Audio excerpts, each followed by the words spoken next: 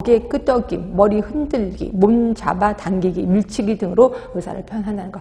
의사를 표현하긴 하는데 말은 안 하고 몸짓으로 뭐 껐다 이렇게 한다든가, 아니면 머리를, 어떤 경우에는 머리를 막 흔들기도 해.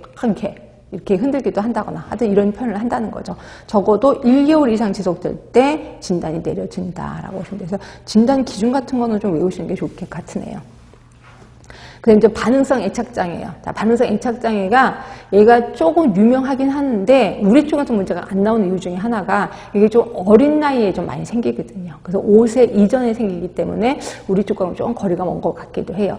5세 이전에 시작되는 대표적인 영유아기 장애로서 아동과 양육자 관계에서 애착 문제가 아동의 다양한 발달을 지연시킨다는 거죠. 그러니까 양육자가 계속해서 바뀌어.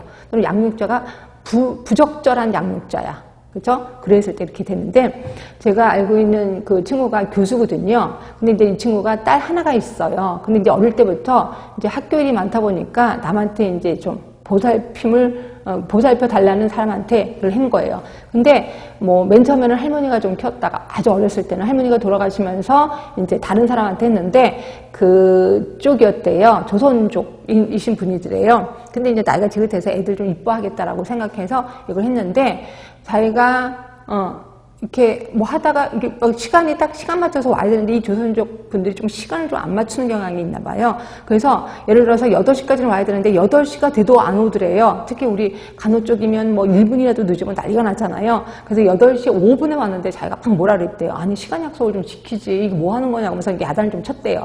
그리고 나서 자기는 자기 급해요. 이따 나중에 얘기합시다. 그래서 밑으로 내려갔다가 주차를 내려갔다가 자기 열쇠를 안 갖고 온 게 생각이 나더래요. 그래서 다시 올라가서 딱 올라갔는데 자기 애를 엄청 때리고 있더래요. 니네 엄마가 나 이렇게 야단 쳤다면서 너 야단 마지막 너 맞아야 돼. 그러면서 막 때리는데 종아리에 막 거의 그러니까 피가 안 날 정도로 그치? 그렇게 좀 때리는 거 보고 자기가 너무 깜짝 놀라갖고 그 자리에 바로 나가라고 얘기를 했다 그러는데 이런 식으로 이렇게 양육자가 이런 식으로 보이면 아이가 일어나는 게 반응성 애착장애가 보인다는 거죠.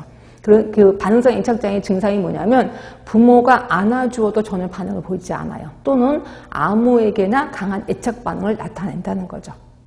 세 번째 보세요. 보살핌을 제대로 받지 못한 과거력을 가지고 있으면서 돌봐주는 양육자에게 억제되고 정서적으로 위축된 행동을 보이는 등 안정적인 애착이 형성되지 못한 양상을 12개월 이상 보이는 장애를 우리 반응성 애착. 얘는 1년 이상은 돼야 되는구나 하시면 될 것 같고, 탈억제성 사회관계 장애. 그래서 애착장애의 또 다른 유형이라고 볼 수 있는데 적절한 선별적 애착이 현저하게 거려돼서 비교적 낯선 사람에게 과도한 친밀감을 보이거나 애착 대상을 고르지 않고 무분별한 사회성을 우세하게 보이는 장애. 그러니까 이게 뭐냐면 반응성 애착 장애보다 조금 더 심각한 거예요. 그걸 우리 탈억제성 사회관계 장애라고 해서 이런 경우의 아이들은 그거예요. 그러니까 낯선 사람한테는 무지무지 과도한 친밀감을 보여. 막 처음 만났는데 길거리에서 딱 봤는데 갑자기 계속 앵겨. 달라붙어 이렇게 막 꼭 끌어안고 있고 이런 식으로. 또 낯선 사람이 있으면 또 거기 가서 달라붙고 있고. 그래서 낯선 사람들이 특히 이게 걔가 어린아이가 와서 나한테 딱 앵기잖아요. 그러면 뭐라고 우리는 여러분들은 기분 좋겠다. 아니에요. 약간 무섭습니다. 왜냐면 막 달라붙는데 그냥 달라붙는 게 아니라 쫙싹 달라붙어. 그리고 내가 딴 데 보려고 해도 내 얼굴을 막 가려. 그럼 되게 소름 끼칩니다. 하여튼 이렇게 탈억제성 사회관계 장애라고 보시면 되고, 자, 배설장애 들어갈게요. 유뇨증, 유분증.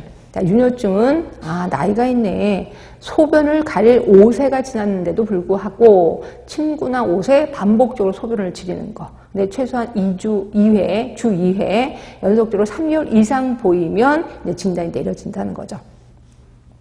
근데 이거 같은 경우는 그 3번 좀 보세요. 이미프라민과 같은 항우울제가 효과적이지만 부작용으로 이 정체가 있을 수도 있다는 거예요. 자, 곧 알아두시고, 유분증은 대소변 가리기 훈련이 끝난 4세 이상의 아동이 적절하지 않은 곳에서 반복적으로 대변을 보는 현상이에요.